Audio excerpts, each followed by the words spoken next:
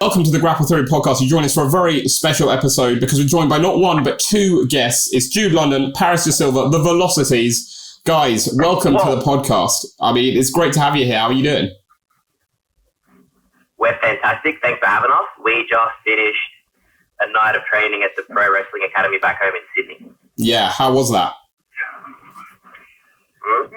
Grueling. It always is. That was great. We got to do some tag team stuff tonight. That was cool. Nice. Like, I mean, you know what? I feel like we never stop learning. That's the other thing. Yeah. That's the brilliant thing with the Pro Wrestling Academy and I guess the top tier trainers that we have, you know. There's always going to be a different lesson, whether it be a different technique or a different philosophy. So we're pretty fortunate with the trainers we have, man. I was going to say, like, we were talking obviously before recording, and it seems like you got a few Aussie legends as like trainers over there. Oh, dude, Mick Moretti, he's the class tonight. We've got Madison Eagles. She's a legend in her own right, and with Robbie Eagles as well. Everyone knows him if you watch New Japan. Yeah, and I was going to say like those sort of names as well. Like again, you're talking like global names, people who have burst out of Australia, like who are known globally as like just absolutely top people. Yeah. Dude, this academy has produced some amazing talent.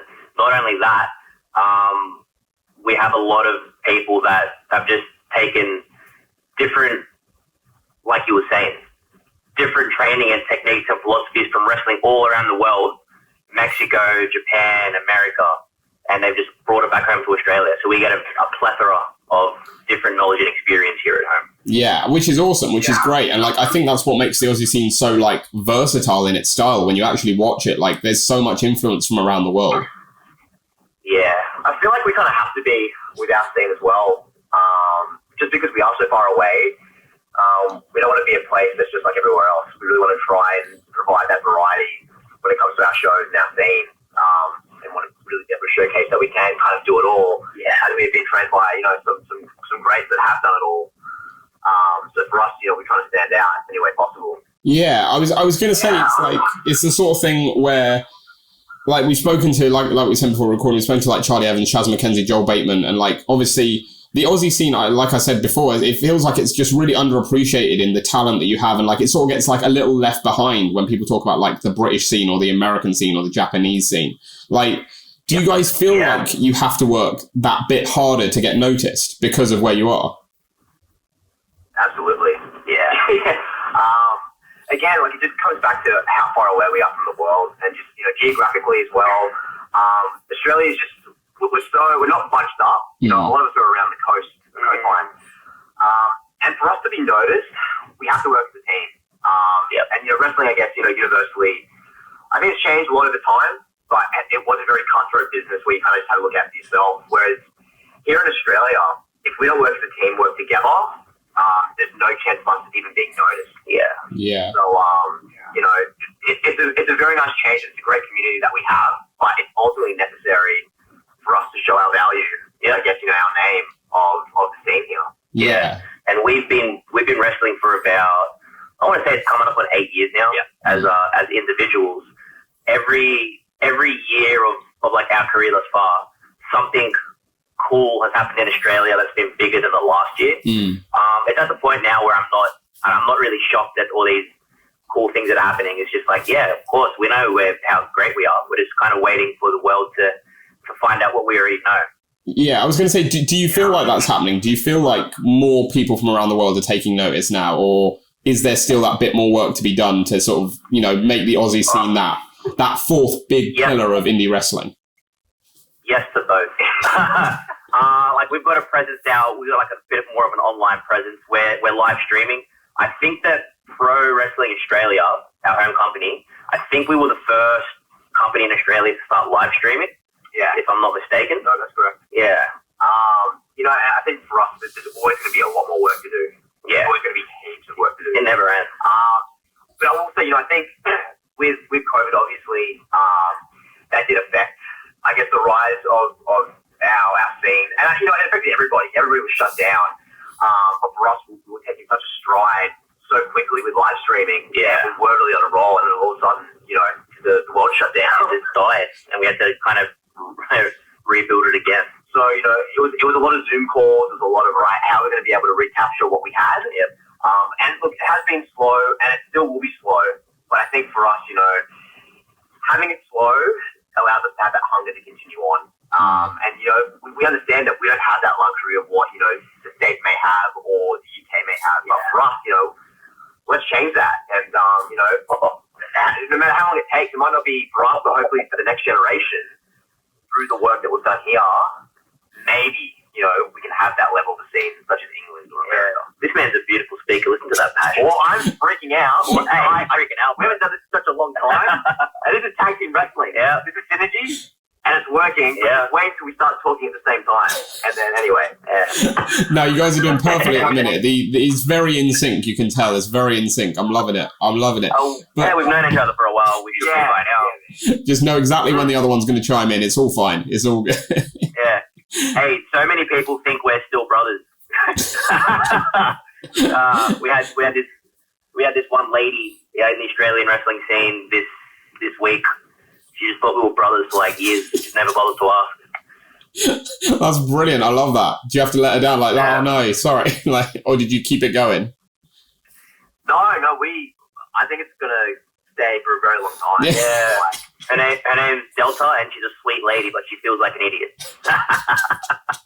Love it. Good shout out there. Great shout out. But I was going to say, in terms of, again, sort of drawing more eyes to it, does it, I guess, help when sort of COVID hits and then you get people like Charlie Evans who come back to Australia, who's already that sort of global name, who Americans know, who Brits know, and then who has obviously stayed there now. And now if you want to watch Charlie Evans, you got to watch Aussie wrestling, right? Does that sort of thing help? Of course, I think so. 100% huge. And for us in particular, around the time that Charlie Evans returned, Aussie Open came back. And this was a period when, unfortunately, Davis was out with an injury, and Cole was kind of on his own. But during this period, they had an excuse to come home. And their first return as a team, I want to say, was at PWA. It was in Sydney. Yes. After about a year and a half. Complete surprise. Yeah. And ultimately, for us too, we still get asked about our match with Aussie Open. Which one? At PWA. You know what I mean? I mean the one that really kind of, I want to say, as humbly as I can, really helps kind of bring some eyes towards the scene in Australia was that match that we had with Aussie Open. We credit those guys with so much of our success because they're just such a learning tree and they just set the bar so high. So it's nice to be able to have that showcase of tag team wrestling. And at the same time, as much as Aussie Open kind of came up in the British scene, at the end of the day, they are Australian and they are representing the Australian scene as well. Yeah. And for us, it was one of those things of we got a real taste of okay, if this is what it takes to make it in the British scene, this is what it must take to make it, on the international stage. Let's make this what it takes to make it in the Australian scene as well. Yeah. Yeah. And we didn't really have to speak for them. If you look at them right now, they're just doing amazing. And they're only going to get bigger and better. We try to kind of model our steps and the places we go and the things that we do after some of the things that they did. Because, they just, like Paris said, great people to just learn from just by watching. Yeah, I was going to say it's got to be I assume they're the benchmark, right, for Aussie tag teams. Be they've done it, we can do it. Yeah, exactly. Yeah, no, that's cool. Yeah. I mean, they're both great guys, great wrestlers, fantastic team. And genuinely, I mean, that brings us on to you guys, because let's talk about you guys a minute, because I think personally, you guys are just doing great work. You have so much fun to watch. Especially last time you came over to the UK. We'll talk about your next trip to the UK. But the last time you came over here, it just seemed like you just drew eyes. People just sort of sat up and took notice. Did it seem like that for you? Did it seem like you left having made an impression? I think so. It's so funny because I feel like at first we were kind of under the impression okay, the scene is kind of picking up a little bit. Yep. We're on fight, so maybe we might have a little bit of a following. And we were really it was actually good that this happened. Yeah. We got there, and it was our first show against Aussie Open. Your call. And at first it was cricket because at the end of the day, again, we're so far away from the rest of the world. Yep. And I think for us as well, as scary as oh man, this is they have no idea who we are. To be able to go from that to then being able to try and win them over, and actually being able to win them over, and then kind of entice them, hey, this is part of the Aussie scene, and we're not the only one. Yeah. But I think what helped, obviously, was the opportunity to be able to go to RevPro and spend 3 months in a different country and be able to work new people and meet new fans and showcase a little taste of what Australia can bring. Yeah. I love that first match we had for RevPro in York Hall of our last tour because of that reason. When we came out, people were pretty lukewarm or didn't really care about us. We got booed. Yeah, we either got booed or they were just like, who are these guys? But then by the end of the match, they cared. I want to say that there were like 3 or 4 standing ovations in the match, I think, which I don't like. I don't know. I don't like bragging, but I just want to acknowledge that, I think that was pretty cool that we were able to achieve that with those guys. And like, not to like knock ourselves, but for me, that's so foreign. I don't think we've had that experience before until then. And to kind of experience that and that passionate fan base, and to know that these fans aren't, they're not like your everyday fans. These fans are critical. They know the product. So to be able to get that respect from them, it was extremely emotional as well. And we've constantly had these chats of like, it's the reason why we still train, and the reason why we still want to pursue wrestling is because we don't feel like we've done enough. We still feel like we're at that level. We're constantly trying to chase that dream and that effort of just being able to get better. And I think having that match at York Hall was just a real indicator of that. 100%. Yeah, I was going to say, and that's awesome. Again, those matches you had while you were over here was great. I mean, in terms of, again, we talk about breaking out of the Aussie scene, when you get that call from, I assume it was from Andy at RevPro, when it came to booking, but when you get that call or message, does that feel like a big, validation moment? A big, oh shit, something's happening here moment? Yeah, that was a very big step for us. That was kind of wow, we've kind of been recognized and noticed, and it wasn't for a short haul either. We got asked to do a very long stint in RevPro and in the UK. So that made us instantly feel like a lot more valued than we usually do, and a lot more value than we put on ourselves. And not only that, once we were there, dude, just being there for 3 months, and the difference in the wrestling scene from back home compared to the UK, we just learned a lot more than we would have. I feel like our 3 months of experience in the UK was probably about at least a year's worth of experience back home. Yeah. Also just good life experience too. I mean, it's just purely because, we wrestled on Tuesday night, for example, Modern Nomad. Oh, yeah. On a Tuesday night. Trying to run a show on a weeknight in Australia is just, it's ludicrous. It just couldn't happen. Yeah. And the work rate as well, you're working so often, and it's just kind of a testament of just how good the scene is and how strong it is, and how busy it is, that you're just able to pick up these techniques so quickly as well. I bet you love the travel as well. The travel? Yeah, easy, right? Especially for an Aussie tag team, right? The travel's got to be easy, 2 hours to get anywhere, right? Man, I mean, that was the other thing, too, speaking to all of the other talent, was when it comes to, the difference in our side of the country, it's astronomical, because they'll pretty much say, what's your main method of transport when it comes to doing shows across the country? And we're like, we fly. Yeah. And everyone was like, what do you mean? You're crazy. Over here, it's a drive. Dude, 6 hours, you drive from the bottom of the country to the top of the country where you guys are. 6 hours for us, we're not even in the next major city. Yeah. And the other thing, too, is we'll be driven to shows, and it'll be like, oh, cool, so are we staying the night? What's the plan? No, we're going to do a 6 hour drive, we're going to do a show, and then we're going to drive 6 hours back. And I was like, and get an hour of sleep and go to work on Monday. Yeah. It's cooked, bro. I was going to say, it's we've spoken to a lot of people where especially Americans as well, Americans and Aussies, where just the luxury of travel here is something you don't really think about. As we complain, a 3 hour journey for a Brit is that's a long journey. We're fuck that. I hate that so much. We're so envious, man. So envious. Shut up. I think it's 3 hours wide from where we are in Sydney. Where does that get us? It's almost to Perth. No, halfway. Halfway? All right.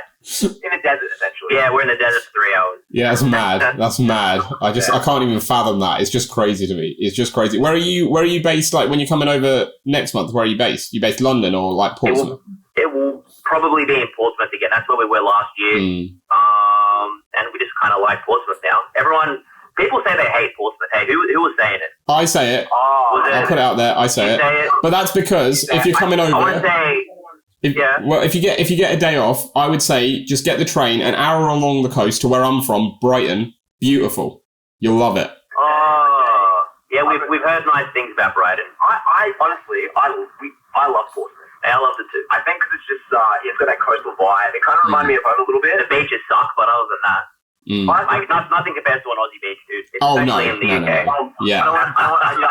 I miss picking up like a handful of sand. I don't.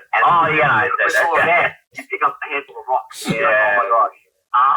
Maybe makes me angry, bro. Yeah. Where my car? No, the beaches don't compare. The beaches don't compare at all. In terms of comparison, I think when we had Charlie Evans on, she said like Brighton is like Melbourne. Like in terms of the vibe you get from it. So if you like Melbourne, you definitely want a trip to Brighton. Yeah, Melbourne's pretty good. Melbourne, a lot of people that aren't Australian that visit say Melbourne is their favourite place to visit. Yeah, she said it's like very artsy and stuff. Like, yeah, right on. Yeah, that's Brighton through and through. So yeah, if you get a day off, I'd recommend it. Like, you know, and if you don't enjoy it, then I'll hold myself personally responsible.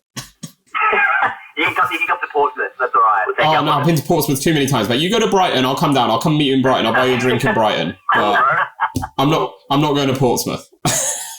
You won't come to us. Okay.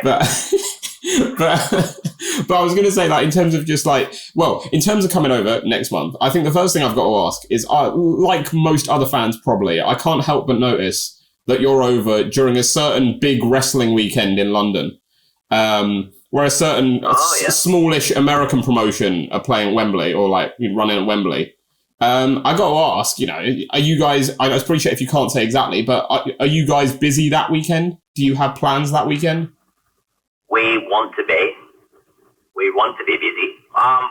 Whether we're watching from the crowd or watching from backstage or involved, we're definitely going to be at the Copper Box and at the AEW All-In event. That's what I like to hear. Because why wouldn't we be? We'd be crazy not to. You know, for us as well, as much as this is like a wrestling excursion, we had such an amazing time and met so many amazing people that for us, like even from pretty much the first day that we left, we constantly got, when are you guys coming back? When are you coming back? You know, when can we see you guys again? So it's kind of like a personal thing as well. Yeah. Catching up with so many friends as well. So, you know, for us, we're very much hoping that we're busy. I think really all we can say right now is just to stay tuned, you know. And that's the thing with wrestling, it's kind of like our career has always been, everything's been last minute. Yep. Always been last minute. Yep. So I think with history, it might repeat itself with us. So we'll have to wait and see. Now I'm just kind of a believer now that things will just happen. Things will just happen for us. The universe will just carry out its plan, and we're great enough to go along with it. Yeah. And carry it out. Yeah. No, we're very excited to have you guys over. Really excited to see you guys in action again. I mean, it's gonna be great. And like, it just seems like there's a whole host of British tag teams who would be great against you guys. Like, you guys would be absolutely perfect to face. Like, do you have your eyes on anyone specifically where you're like, we need that match? What's the biggest one? I'd say the biggest one that we haven't had yet, probably Subculture. For me? Subculture stands out. I mean, we got to see Greedy Souls in action as well. Oh, yeah. And those guys, they're rough, but they're incredible as well. I think they're still the RevPro tag champs, right? No, I think they lost it to Subculture the weekend. Was it at the York? Oh. Okay. Spoiler, I haven't watched it yet. Oh, sorry, I'm sorry. Okay. All I know is about one Michael Oku. He just always puts on bangers. Like, brilliant. He's a very good professional wrestler. Yeah. Very good. You know, selfishly, I want to say last year I had a match with him in, I think it's Huntington. I don't know how you say it. It hasn't seen the light of day. I like that match. I'd like it to be online. Yeah, but that's almost a bit more special, isn't it? That no one else apart from who was in that room has seen it. Like, you know. Yeah. That's like, it makes it that sort of like, again, that sort of like hidden gem that you want to dig out, right? Someone needs to see at some point. Yeah. I just would do it again. No, I love it. Tag team. There's so many, dude. We can't wait to sink our teeth in. Yeah, it's going to be great. What about, like, again, we talked about the travel. What in terms of, like, other, like, I guess, British culture, like, is there anything you particularly enjoy about it? Like, because I don't know how different it is. I don't know how different it is from, like, life in Australia, but, like... Oh, it's different. Yeah, you go. Food. I love my time in food. Pretty good. Yeah. Really? Oh, dude. Man, what? Say words. I'm calm. Food. Oh, I just love Tesco. Tesco's great. Oh, Asda. Asda's good too. The meal deal? You've had a meal deal? Hey? You've had a meal deal? Oh, yeah, a lot of meal deals, yeah. It doesn't take much for me to get excited. Yeah, no, Paris just loves, he loves grocery stores. I do. When we were at, this is an America story, but when we went to we did a camp at the LA Dojo in, I want to say 17 or 18, something like that. I'm bad with years. Anyways, we stayed at the Motel 6, like very close by, and we were asking the concierge, where can we go around here for like some groceries and some food? And she said, oh, just go to the Target across the road. And Paris went, what the fuck are we going to get at Target? And I got a photo of Paris walking in, and he's like a kid in a candy store, dude. Like, they got regular Target stuff, they got groceries, they got fruit, they got a Domino's, they got a Starbucks, they got a pharmacy. Just nothing like at home in Australia, Target's just like clothes and homeware and that sort of stuff. Yeah. Crazy. Yeah. I was gonna say, I don't know if you've been to the one that I go to, the one that everyone says the one to go to is the one in Texas, right? Buc-ee's. That's like the gas station, but it's like way more than that. Okay. Never heard of it. Okay, so like, yeah, I don't know if it's just a Texas thing. I know it's in Texas, but I don't know if it's purely a Texas thing. But it's essentially like, they call it the world's largest gas station, because like you can get gas there, but it's basically just like a superstore of all things food, and it's the most incredible thing I've ever seen in my life. Cool. Guys, guess we're going to Texas. It sounds pretty American. If anyone wants to book you guys in Texas, like... New Texas Pro, that's a promotion, right? Yeah. Let's get that going. Yeah. But about England, I like the banter a lot. It's kind of similar to home, but it's different enough where I feel like I still feel like a, special tourist. Yeah, you can say the C word over here as well. We learnt that when Shazza was on the show. You can say the C word over here. You can't say it in America. Can't say the C word in America, but you can say it in Britain. No. Even though let's just normalize the word. It's a nice word. It is. It's a lovely word to say. Yeah. Like, especially when you're really angry. It's just a beautiful word to get out of your mouth. Yeah. Or if you love someone too. Yeah, in the mate sort of way. Yeah. See, we don't do that. We don't do that as much here. Here it's more of an angry thing. But like, I've heard. But I prefer it as a mate thing. It sounds better, doesn't it? It sounds better as a nice greeting. It does. Yeah, I think so. No, I love it. Well, you mentioned America, though. There was one thing that I wanted to talk to you specifically about America. Like, one of the first things that came to my mind, because I remember seeing it on one of your Instagram profiles, or maybe both, like ages ago, was, and we mentioned Ojmo earlier in the show as well. I want to talk to you about going to Universal Studios with Ojmo. Like, because that seems like, again, like as someone who's spoken to Ojmo a few times, like it seems like that's like his kid in a candy store kind of moment there. Like if you guys are all going to that together. Yeah, Paris wasn't there. What were you doing that day? Oh, he was working out. You just worked out. Yeah, I was a loser. I'm like terrified of roller coasters. Right. As well. Yeah, you are. I go last time. I went like years ago. We went to Disneyland together. So we did Universal during Halloween week. Oh, we did. Yeah. Had scary mazes as well. They could just smell the fear on Paris, dude. Awful, man. Yeah. So I kind of just I'm going to tap out this year. I'm going to work out. You guys have to fight. Oh, man.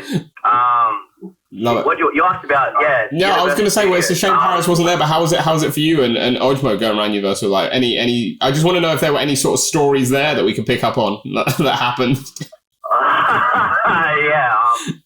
There is one. I don't know if I'll get in trouble for saying this, but on the Universal Studios tour, right?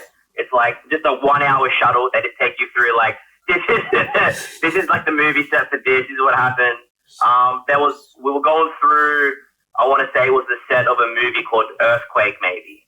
And we like went through like an underground subway station. There was a truck on the side that said liquid gas, which is an anomaly. That started blowing up. a lot of fire, and then on the other side it started flooding, and then Mike just pulled out his phone and started like recording a video that like he's in this terrible situation. He's like, I'm gonna send this to my girlfriend. He's recording, the camera's shaking. He's like, might not make it, baby, I love you. And then he just sends it. And then she starts texting him back, all capitals, Mike, what's happening? What is going on? she tries calling him.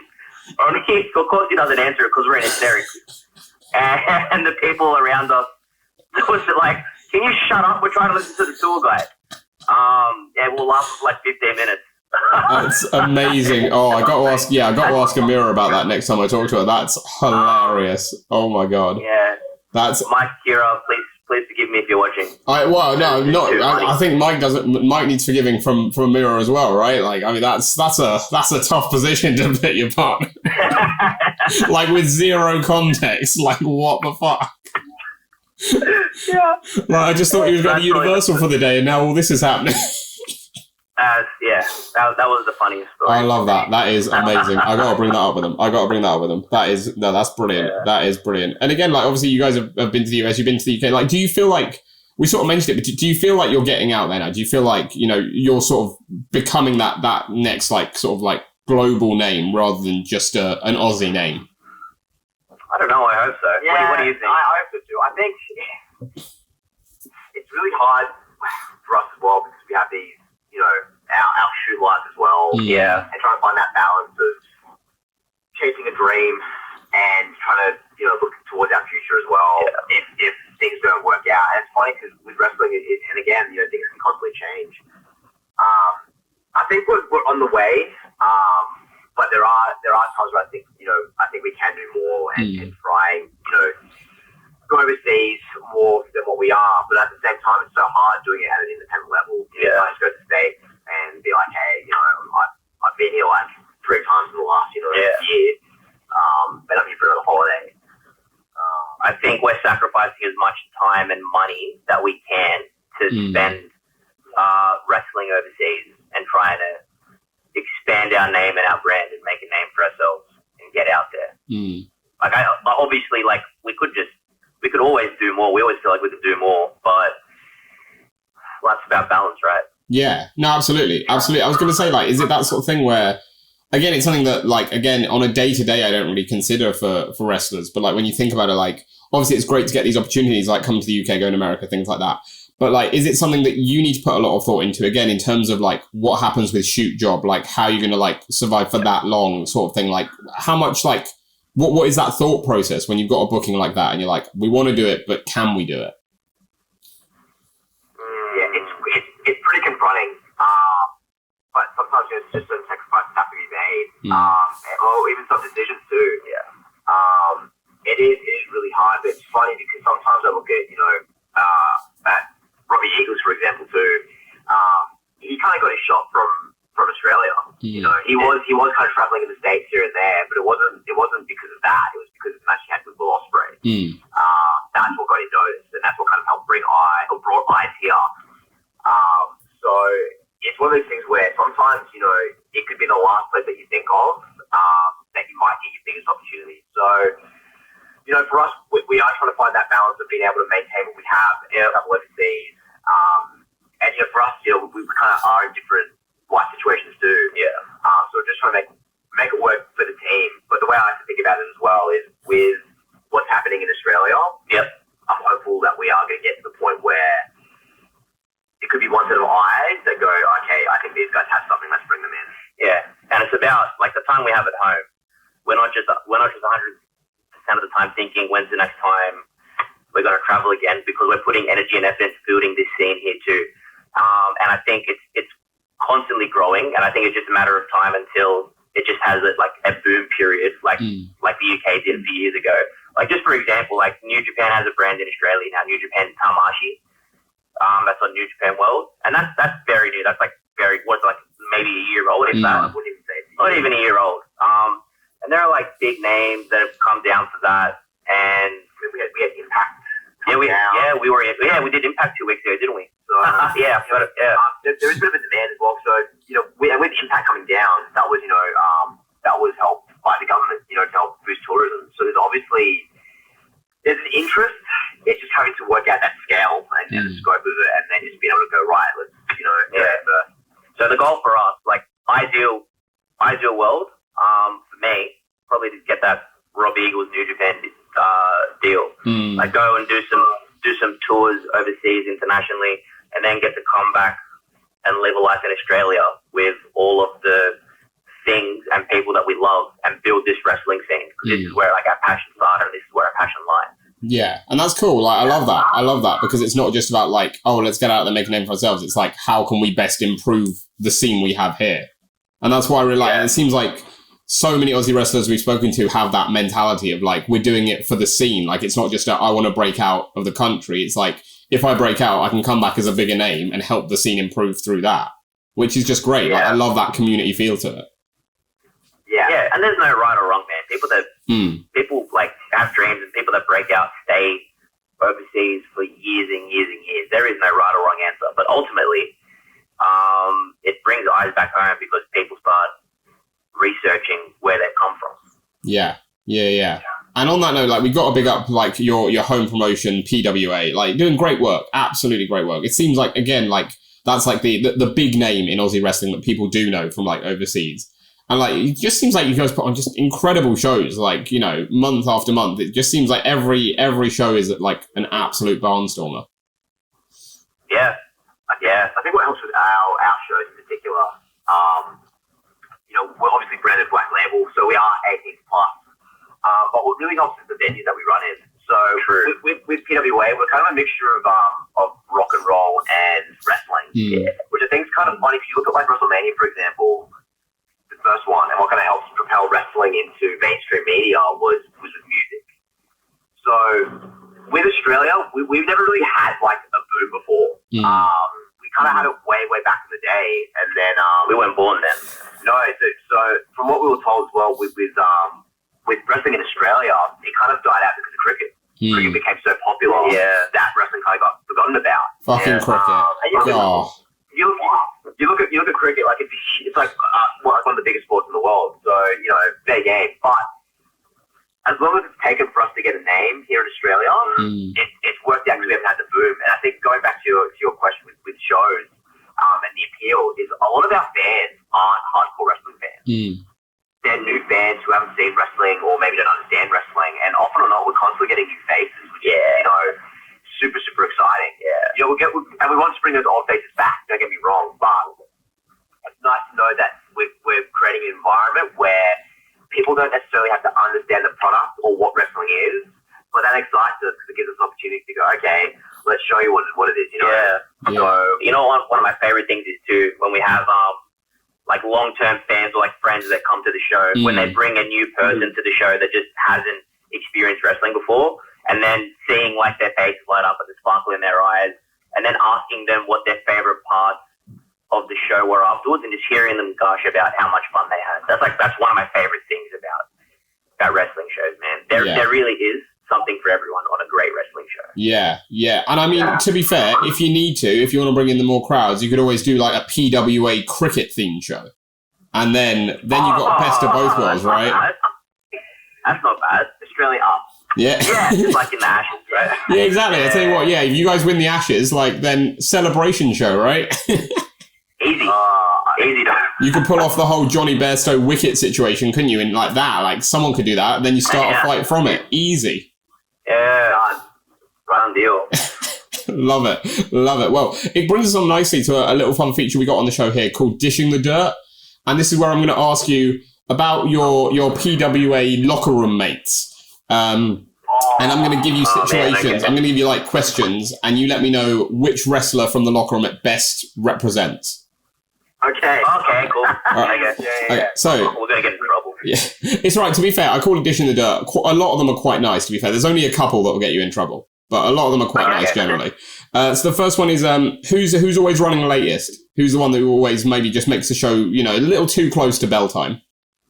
Frankie B. Yeah, Frankie B. I want to say our enablement, Matt Boyden. Yeah, Matt Boyden. Yeah, what was it, the last show? Last show we had last month, he showed up I want to say at doors time. At doors time, we were like match 2, which is fine. Like, he's a professional. But what's crazy is he showed up at doors, and we were like, oh, he's early. Yeah. Yeah, then you know it's Liam. That's bad, yeah. Yeah. Brilliant. No, I love it. The next one is, again, one of the only 2 that I reckon on this list will actually get you some heat, potentially, depending on who you say. And this will probably have more to do with, like, who you travel with outside of, you know, PWA, like when you're on car journeys and stuff. But, well, I mean, if there's anyone else, you know, if you're carpooling, if there's anyone else in the car, who has the worst music taste? Oh, man, I don't know. There's such a variety. This is going to take a while. I don't know. It's all opinion at the end of the day, isn't it? It's all subjective. It's all like who plays the music you don't like, I guess. But yeah. I feel like Ricky, but he's got some good stuff in there. I mean, Ricky's just an 80-year-old man trapped in or whatever, how old he is, but he's got some really dance music, and he'll play it at training, but it's not the right genre for the mood. Yeah. What are we talking? Like, what sort of stuff are we talking? It's a lot of like that music, that like 1970s and like 1950s shit. And he'll kind of do like I don't even know. Yeah. The click. You got to see this man go off the club as well. He's got probably the wildest dance moves. It's like old person dance moves. I've got to see that. This is something. Well, yeah. Don't get me wrong. He's got some good taste as well. It's just some of it's not so good. Not necessarily bad, just an old soul. Just sometimes, you know, right place, right time. Yeah. I got to tell you, bro. We all went out to an emo night event. Like, it's called AMPM. They just play a bunch of emo and punk rock music. Bro, that is not his scene. He's dancing around like this. Oh, it was so funny. But hey, some girls dug it. I mean, because it's different, right? It's different to anything you'd ever see at an emo night, right? He's the one that stands out. Yeah. No, I like it. I like it. Who's the comedian of the locker room? Who can you always count on to make you laugh the most? I don't know. Yeah, tell them about the talk man. Tell them about the talk man. So we've got I don't know, like he's quite fresh, he's quite new. Follow him. He's going to be the future. Yeah. At I don't know, Talkman V or the Talkman. Look him up, bro. All right. You can find him on our socials at PWA. He's a ranger. He's a great guy. So he's a great attitude, like really inspiring attitude. Works really, really hard. You know who he reminds us of? He's just like a younger Grayson Waller, like the same sort of same sort of attitude and energy towards and passion towards training and wrestling. It's like it's crazy how similar they are. So I think for us, we kind of see his potential just from that. Yeah. But he always finds a way to make you laugh, and sometimes it's not intentional. He'll just look at you and crack a smirk and just die. So I've had a situation where I was wrestling on a show, and there was it wasn't recorded, it wasn't live streamed, but he was on like this upper tier balcony as well, and had a stroke. He just upper tier balcony. And then he like started making faces at me mid-match. And I tried so hard not to laugh. And I did hide it, but I was just laughing. Yeah. He cracked me in the match. So, Cracked you in the match. So much has happened with him. I just can't think of like one particular story. He's just, bro. He's just a funny guy. No, that's good. Especially if someone can like make you crack mid-match, then you know they got something, right? Because you got to stay in that moment. Yeah. But if you're close to breaking, you're like, okay, this is... Yeah. Love it. The next one is who takes the longest to get ready? Like either for their match or like post-show going home, like last leave sort of thing. Oh, okay. I don't know about before the match, but I feel like we always take the longest after a match to like pack our stuff and like wash up and just clean ourselves up. I'm very guilty of this. Yeah. I kind of have things just strewn everywhere. Yeah. And once I'm done with a match, I kind of just want to decompress. Yeah. And then I go, I've got to like take off my gear now. And I've got to go, I'm going to take off my ankle tape. And I'm going to pack it all over again. Yeah. So, I think we're pretty guilty of that. Yeah. One of those things where like once you sat down, you're gone sort of thing. Like once you sat down, it's impossible to get back up. Yeah. Yeah. That's definitely one thing we're not fast at. Which is, you got to be slow at something, right? With the way you guys are in the ring, you got to be slow at something. Yeah. When you go slower, you make the fast. It's kind of like a bit of me time. You see me because I put my headphones on. Yeah. You need to Paris needs his alone time sometimes. That's the other thing about being a tag team for so long, bro. You just learn how to respect each other's space and feelings and how to manage each other. Yeah. No, you're not joined at the hip, like. Not all the time. No. Not all the time. Yeah. Yeah, it's important. It's like a marriage. You just learn about each other. You gotta know how to live with each other. Exactly like a marriage. Tag team wrestling and marriage go hand in hand. Yep. Love it. Look at that. Look at the love there. Love it. The next one is, see, I bring this up a lot with the UK crowd. I don't know what it's like in Australia with this sort of backroom, food scene. Everyone seems to bring food backstage in UK locker rooms. So I have this on. But, does anyone bring really good, food backstage? Whether it's their pre-show meal or, snack-wise that you're like, oh, shit, I should have brought that. That looks really good. Yeah, generally there's a pretty good culture in our locker room about people are eating pretty healthy right now. So people will make their pre-made meals, whatever it is, man. Steak, potatoes, beans, chicken, rice. Nice. And have it backstage ready to go after the match. Nice. Does anyone really nail it? Does anyone bring just something extra good? What are you talking about, bro? It's super healthy. Yeah. Flavor. Hey. Some of it looks pretty good. I mean, it's great because it's healthy. Yeah. I'm just judging because I'm not doing the same thing. Yeah. But I'll just do something mince and rice and one string bean. I'd be that's depressing. I haven't seen that. I mean, I'm exaggerating. Okay. Maybe 2 string beans. Okay, 2. But still shit. But I'll be like, that's just, that's just stuff. That's still dog shit. Yeah. Yeah, I can't think of a dish in particular. No, it's tough when it's all healthy, isn't it? Sometimes you want something just really unhealthy and but... Yeah. Oh, actually, no. There's a dude. I mean, it's just nice. There's a dude, Michael Spencer. He's always, after every match, he's always got a pack of sour Skittles. Nice. Every match. Yeah. He gets so mad because everyone just digs in. Yeah, everyone takes, he's like, man, you mess Skittles. That's how it sounds exactly. How he walks up. And Skittles? He's like, I feel like he has it as a way to be oh, I need to get my sugars up. Yeah. And don't get me, he's in such good shape. He's got the abs of what everyone wants to have. Yeah, everyone's going to his abs. Yeah. But I think he likes to use skills as a way to be these are my warm up. And then when he comes back, they're all gone. Yeah. It's tough to resist the sour Skittles though, isn't it? You got to find a way to get them in. Yeah. No, fair. The next one is the only other one, again, that I think will get you actual heat, depending on who you say. And we're talking out the ring now. This isn't in the ring, because we're going to get to something about gear later. This is out the ring. Who has the worst dress sense? Dress sense? Oh, okay. Paris looks like he's got an answer already. Yeah, sorry. It's Ricky South again. It's Ricky South again. It's really hard. It goes back to that music question. Yeah. on a good day, he's got great food, shoes, great belt.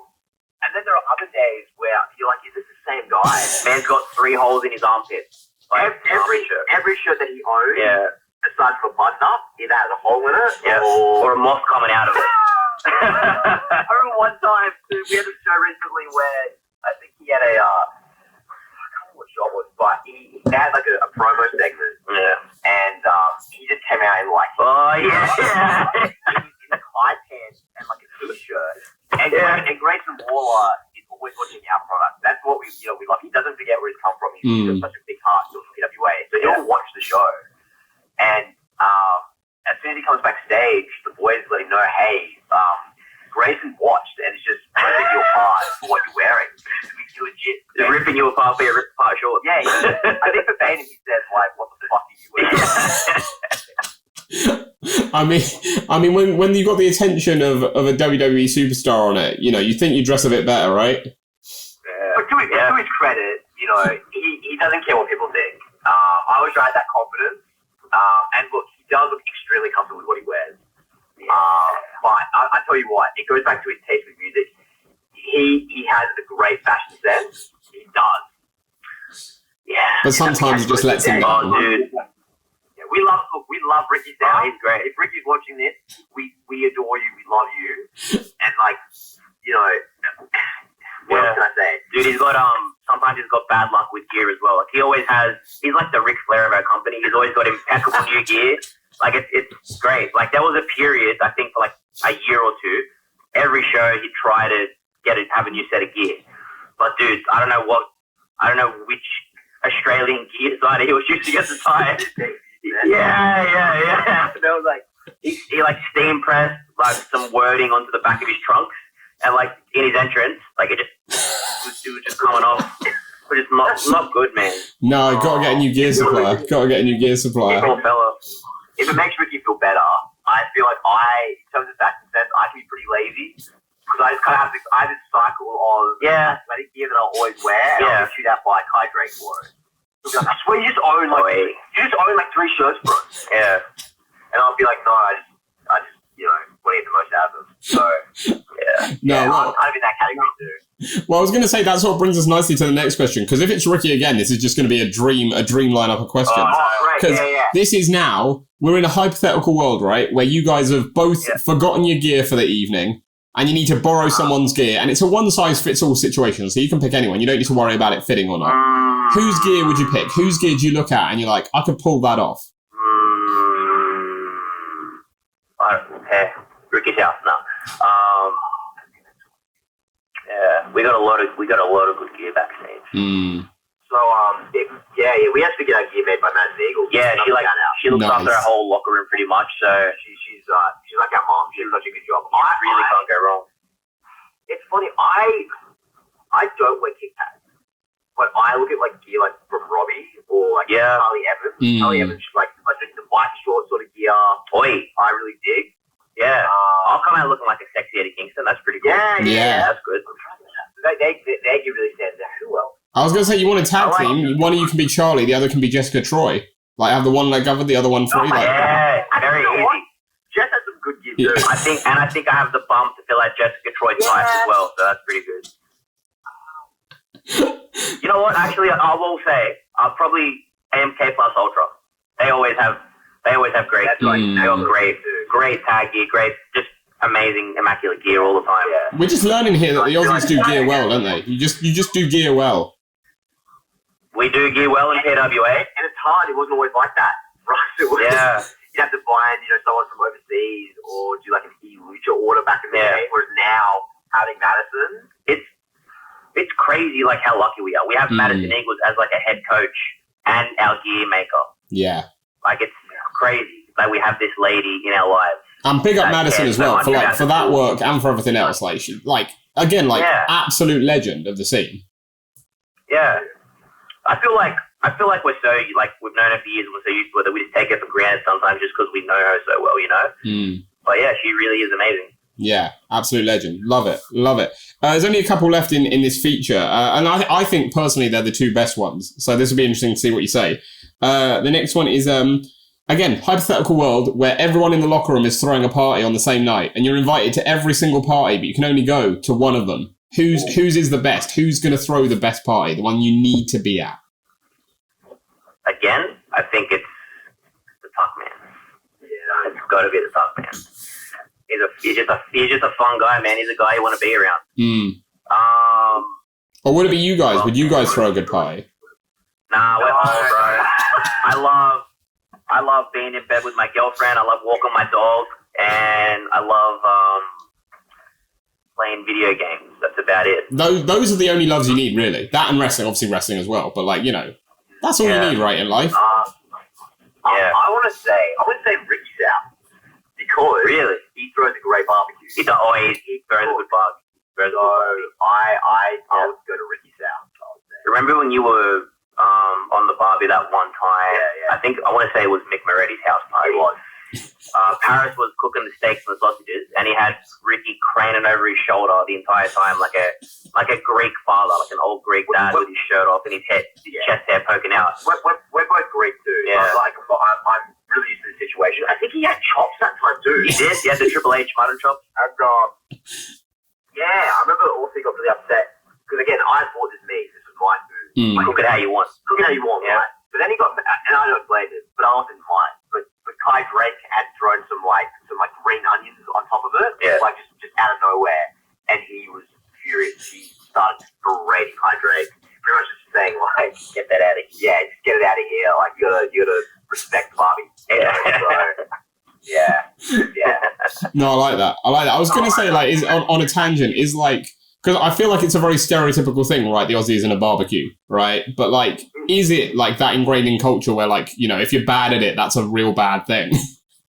Yeah, you lose a lot of respect. Like you'll judge your friends hard. Like you'll lose respect for your friends. I remember the period where I think it's Greek culture. Yeah. When I was like younger, if I was given a steak, it was always like well done. Me too. You know. So I hated steaks for so long. So there was a period where that came out amongst the locker room, and I told that to someone in confidence, and they're like, "Oh yeah, Paris likes his steaks, well done." And my reputation was shattered. I can understand that. I can understand that. Oh, it's changed now. Does Shooting Star DDT love well done steak? No, Shooting Star DDT likes medium rare steaks. Yeah. Good. I'm glad it's changed. I was going to say I would have lost a little respect for you there. Like, I love you, great wrestler you are, but I would have lost a bit of respect for you there. He's a change man. He got a haircut. He's a very changed man. Glad to hear it. Well, that brings on to the final one, and then after this, so the final one is again in the locker room. Who would you want to be your partner, other than each other, obviously, in the zombie apocalypse? Nick Moretti. Yeah. Because he's just a psycho, bro. Like, he's just a psycho. He'll just make things work. Yeah. I would say Kingsley. Really? Yeah, because she when she gets upset or angry, it's terrifying. She's gonna be so upset that I didn't say her, bro.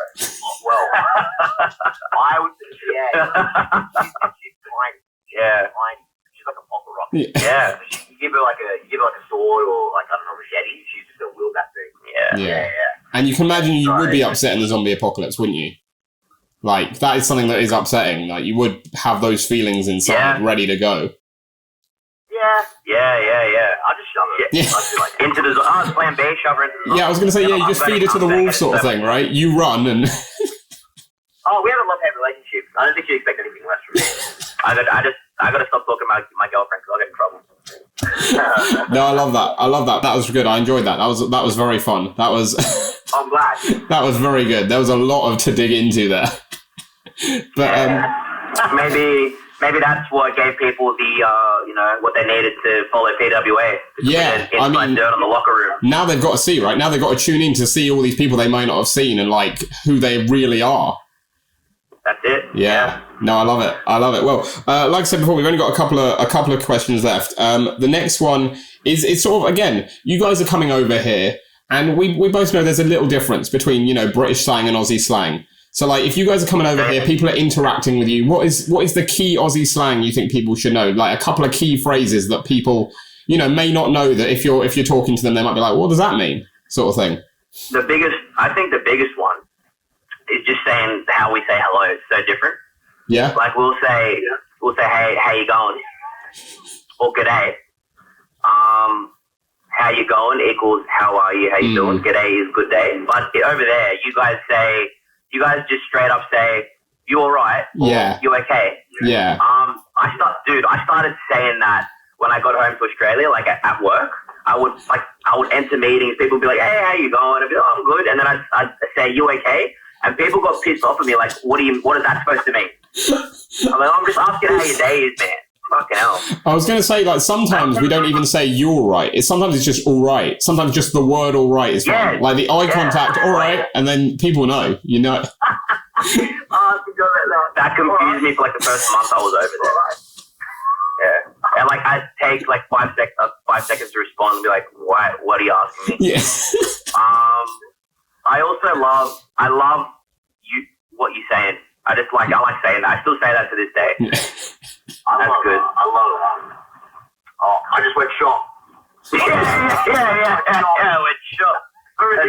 That's Man Like the Reese, right? That's the Reese. We went to a purpose show. Yeah. Got this tag match where the Reese went backstage and he just came back from catering. Well, I think was it Dan Maloney? Dan Maloney was in the ring. Putting a heat on the Chapman boys. And I just hear Reese walking down the aisle going, "Drummer, I just went shop," and I lost it. I was like, "What is he saying?" Like alien language. Oh, I think another favorite of ours is Touch Rough.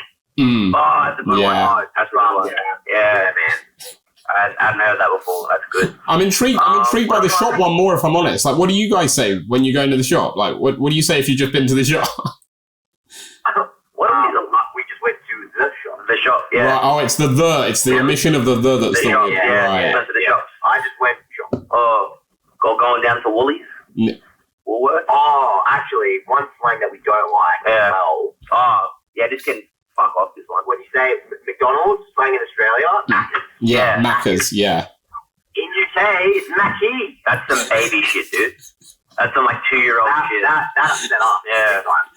Have you heard the other British one other than Mackey's is Mackie D's? Oh, yeah, that's okay. That's alright. Inefficient, but it's okay. Takes longer, doesn't it? Yeah. Yeah. I like Macca's though. That's what Australian language is all about, bro. Just one or two syllables, that's it. Everything. I like Macca's. Sometimes, like, I guarantee, like, if there was a scenario where I needed to say McDonald's after we've chatted here, sometimes if I've talked to someone from Australia, like, I'll just naturally say Macca's afterwards. Like, the next time I say it, I'll be like, oh, I just said Macca's. Like, yeah. I do prefer it, though. I think it sounds nicer. Yeah, actually, it definitely sounds nicer. There's no debate about that. One more thing that we do, just as Australians, like, at the end of, we'll just say a statement and say, hey, at the end of it. Like, I'm pretty hungry, hey. And then, like, people from the UK will just think that we're asking them questions. But we're just really, like, letting people know our state of mind. Yeah. So they'd answer us like we just asked them a question. It was very confusing for them. So that's just what Aussies do, bro. Yeah, it's just like grammatical thing, isn't it? Because, like, I think a Brit would say, hey, I'm pretty hungry. But you're just moving it to the end. Yeah. Same words, different combo. So yeah, I like it. Yeah, that's a lot of it. That's a lot of Britain and Australia. Yeah, I think that's it, isn't it? Like, we're close, but like we got to make certain differences. There's got to be. Yeah. You got to be able to distinguish. We're probably two of the countries with the best banter. I would say Aussie banter is pretty good. Yeah. And again, like, English banter is great. Yeah. It is. I love it. I feel like Aussie banter is better to, like, easier to understand, maybe for like a foreign audience, like an American audience slang, because Americans don't get British banter at all. Do you know what I mean? Like, because you guys are like really dry and dark with it, and it's so funny, but a lot of people don't get it. Yeah, it's even funnier when they don't get it, I think. Which is like even weirder, like when we spoke about how we don't really use the word cunt as a mate thing, we use it as like an anger thing. Yeah, because you'd think with the British sense of humour, it would be a mate thing. Yeah, exactly. No, ours is more like bastard. Like, ours is like bastard if you're talking to your mate. Like, you say you bastard. Oh, okay, sure. Yeah, with here, that's like, that's not okay. For some reason. Yeah, it's just weird. That's the switch over. Like, your friend calling you a bastard. Yeah, that's the switch over. It's bastard and cunt we've established here is the switch over. Yeah, maybe we found it. There it is. The major difference between Brits and Aussies.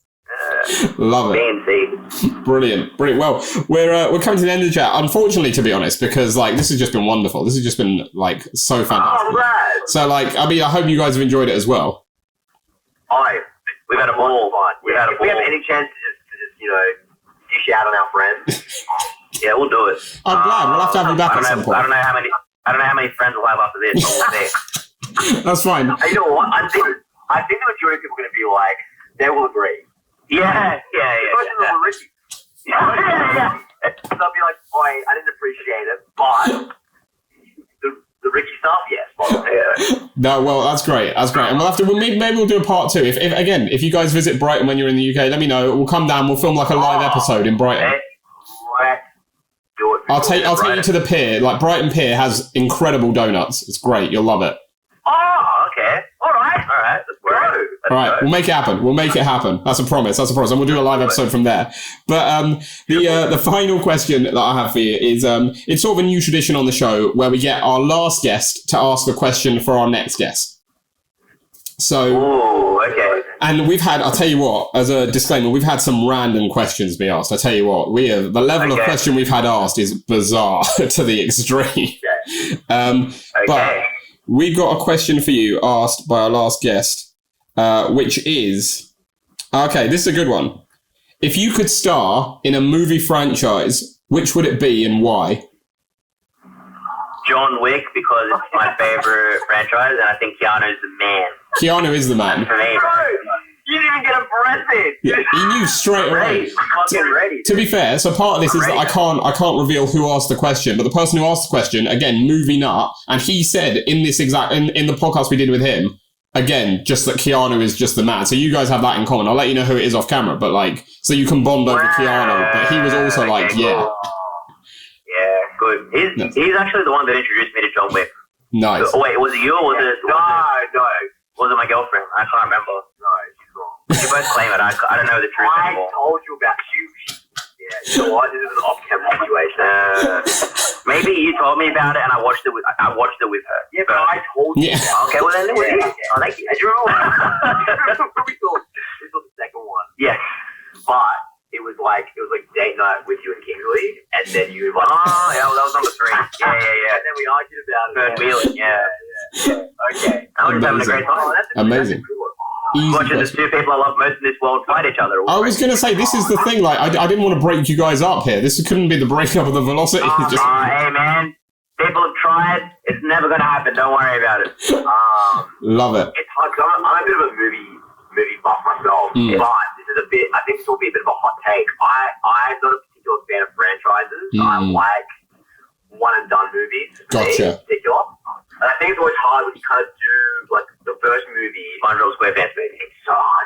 Bro, it's cool, and then the second one sucks. So, Yeah, it did. It did. What if it was just a one-off movie then? What if it was not a franchise? What if it's just a one-off movie that you could be in? a one-off movie? That's where you were going. Okay.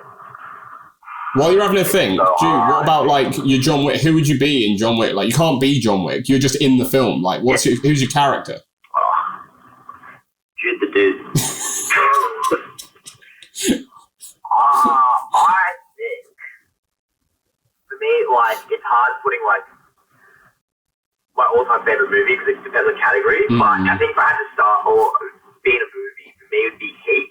Yeah. Nice. Robert De Niro, Al Pacino, and I think, for me in particular, why I love it so much is I kind of relate to what we kind of have, in the sense of, like, we kind of are very different outside of the ring. It was like Al Pacino and Robert De Niro, one's a cop, one's a robber, but they can't find that common ground. Yeah. They kind of create that friendship. I want to say this really cool, beautiful relationship. Yeah. Like, the rest of the world around them being chaotic. Yeah. Which is kind of like our story in a way. So for me, Who's the robber? Who's the robber? In the movie? Yeah, out of what? Oh. Probably me. He's a good Christian boy. Yeah, I don't know. But He's definitely been his involved. character's so good. What was that line that he says in the movie? Oh, Al Pacino? Yeah. Where he's like, he's going to say great. And he changes it, he goes, she's got a great ass. No, who's the opposite? Who's a great ass? She goes to say big. He's like, she's got a great ass. Yeah. Damn it. Yeah. Oh, and the one where he's on the phone, Which, what? where he's like, I'm speaking into an empty telephone. And the guy's like, what? And he's like, because there's a dead man on the other line. And I was like, yes! Love it. I also know, I just I was like... going to say it's for you, but I didn't want to steal your thunder. Sorry, I stole your thunder. No, that's fine. It's fine. No, like, for you, bro. For you. Yeah. No, it's fine. I'm loving it all. I mean, like, I was going to say, I just like the idea of you going up to Al Pacino and saying, all right, you cunt. I guess that SNL skit where they're like doing takes for Jurassic Park. Yeah. Al Pacino's one of them. Yes. He's like, welcome to Jurassic Park, dumb fuck. Sorry, I probably shouldn't swear, but I just think it's No, we've said cunt. Yeah, no, you can swear. Anything goes on here. We're like, I've established that we like have a certain like niche where like we're never going to be like a 100,000 view channel, so YouTube don't really care about us. So you can go. Maybe one day. one day. Well, this will be the one. If this is the one, I tell you what, then there's a lot of demonetization going on here. Oh yeah. Amazing. Oh yeah. Sorry, bro. That's fine. I've established with everyone on the podcast, like, you can literally say anything, like whatever you want, like well, not anything. Swear-wise, you're fine. Essentially, is what I've established. Yeah. You can't say anything because that would be far too problematic. But yeah, no, well, I mean, it's Jude, Paris. Thank you so much for coming on the pod. It's been an absolute pleasure having you here. I really hope you've enjoyed it. We had a blast. Yeah, likewise. I think for us, that was like a really different podcast experience as well. Yeah, I'm glad. I think that's the most fun podcast we've done. Yeah, I really enjoyed myself. Yeah. Thank you, guys. That means a lot. I try and make it a little different, like from other podcasts that are always just, the usual questions. So Keep doing what you're doing. Keep doing what you're doing, bro. It's great. mate, thank you. I appreciate that. I really appreciate that. Well, we always end each pod by giving our guests one final bit of promo time. So whether it's anyone tuning in from Australia or or from America and the UK to PWA, or whether when it's you guys over here in the UK and people see you on a match poster or a match graphic and want to come down and check you out, why are the Velocities going to steal the show? All right, bro. You start it off and I'll close it. How about that? Huh? Tell them why we're so good, bro. Tell them why we're good at this shit. Because we are good at this shit, dude. Motor City! I think, like, long story short, like, this idea spawned in a parking lot in a suburb called Chipping Norton, Shitty little warehouse district. by Robbie Eagles. This was going to be a one-off. Yep. And for us, it just worked. And over time, when you got something so organic and so just clicks, I mean, whether it be from our matches with the Aussie Open and whether it be from our work in Australia or America or the UK, I just think we bring a style, but also a passion and a love that you often see with other tag teams. You know, as much as we're here for business, we generally love working together. The best thing ever. And I think that's really relatable to people. They just see that love between a friend. Yeah. And, you know, there's nothing better than that. Yeah. A lot of the time, I don't know if I could do this by myself, so I'm real lucky that... I can't. Yeah, me too, bro. So I'm lucky that I get to do the thing I love most in this world with, like, my best friend, dude. It's amazing. And I have no doubt we're going to keep going and doing bigger and better things. I feel like this is just the starting point, dude. Love that. Love the love as well. Love the love. Love the love. Yeah. Brilliant. It's not just a gimmick. We're just all love. Yeah. All love. And it comes across. I mean, it shows. Yeah. Hey, it fuck 'em, shows. bro. We're good. You are good. You're pretty good. Yeah. Yeah. Yeah.